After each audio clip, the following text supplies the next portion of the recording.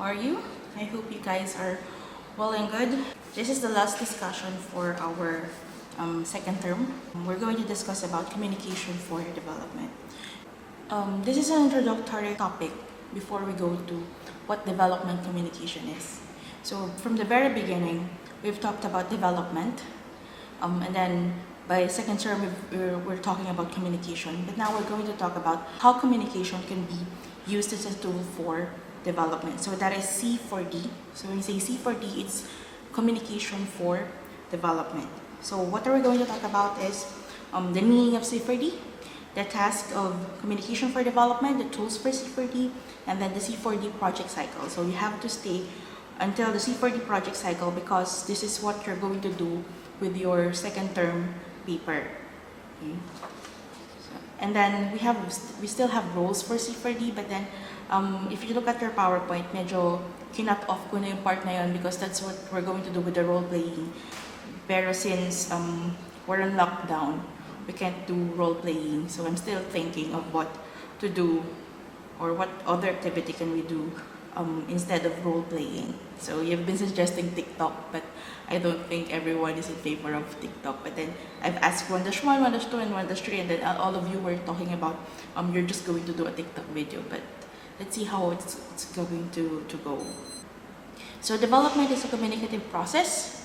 Communication tools are vital for the political dialogues and awareness raising required to bring about social and institutional change. So when we look at different development programs, why do development programs fail? So most of the time it's because there is no communication. Why communication? Why is it so vital? Bakit ganun siya ka-importante? It's because when we talk about grassroots, diba? Sometimes we tend to give programs or development initiatives without really asking the people if they really need it. Or yung mga ginagawa nating programs is not really in sync with the people. There are some things now we're missing out. Like for example, they have certain cultures, they have certain belief system that hindi natin siya tinignan, hindi natin kinonsider when doing the development program. That's why hindi nila ina-adopt yung mga gusto nating, yung mga information na binibigyan natin or technologies na binibigyan natin or yung program mismo. Okay. So C4D is a tool for social and political transformation. It promotes participation and social change using the methods and instruments of interpersonal communication, community media, and modern information technology. So when we talk about C4D, it's not just about interpersonal dialogues. It's not just about going down to the people and then asking people or talking to people, but we use a lot of tools. All communication tools can be used for C4D, and the main purpose of C4D is to bring about social and political transformation. So it's not just about doing a video presentation or talking to people or doing seminars or doing workshops, but the main goal there is to bring about social and political change. C4D is not an add-on, but rather a cross-cutting activity in project management aimed at strengthening dialogues with beneficiaries, partners, and authorities in order to enhance local ownership of programs and generate a sustainable impact. When you try to look at this definition, kasi we're saying that communication is just a tool.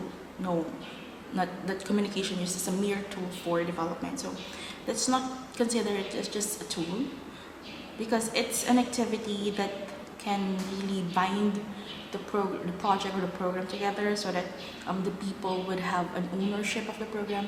So another thing kasi kung bakit hindi nag-work yung mga program, it's because pag umalis yung development practitioner or kung sino man yung development worker na doon sa project, what happened is that pinapabayaan na rin yung program ng mga tao. Bakit gano'n? Bakit nangyayari yun? It's because they don't have a sense of ownership.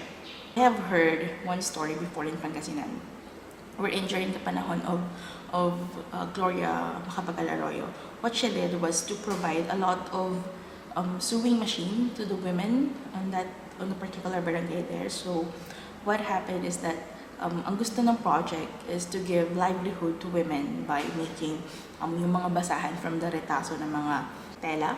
Okay? So they made basahan out of that. So the program ran for about 2 to 3 months. So they taught the women how to sew using the sewing machine. And then after that, so it was all good. And then after that, when the project initiators, nung umalis na sila sa community, then nawala yung program. Okay, so yung mga tao doon binenta lang yung sewing machine, hindi siya nag-succeed and all. Kasi nga parang hindi naman yun yung gustong gawin ng mga kababaihan doon. And hindi nila nakita kung ano yung importansya ng program na yun sa kanila. Why? Because the program was top down.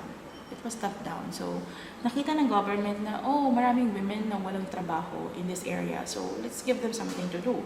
So, what they did was to just, what can women do? So, pwede sila magtahe. So, nagbaba sila ng program ngayon on pagtatahe. And then, what happened? Hindi yun yung gusto nilang gawin. Hindi yun yung tamang program na para sa kanila. So, do they have any sense of ownership to the program? So, after the program, wala na.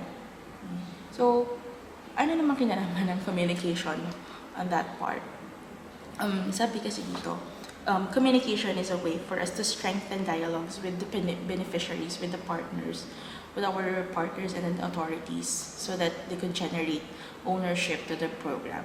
And yung sense of ownership kasi, that's what make a program more sustainable.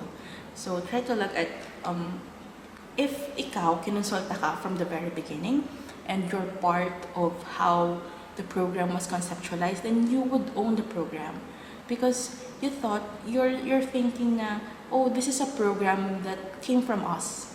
That we're the one who initiated this program. It won't feel alien to you. The program won't feel, the community won't feel na parang alien sa kanila yung program, or it's an approach na nanggaling lang sa taas, or a livelihood na nanggaling lang sa taas, because they were part of conceptualizing the programs and making the program. Okay. So, in the end, pahahalagahan nila yung program. Kasi parte sila kung paano ginawa yun, kung paano binuo yun.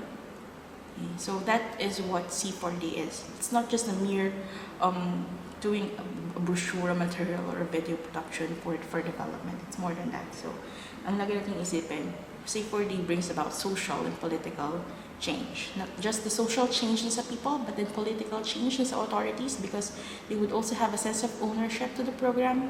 So when the authorities, kung pinapahalagahan nila yung program, then they would do their best para alagaan yung program sa kanilang community, and hindi nila papabayaan na bigla na lang yun mawala.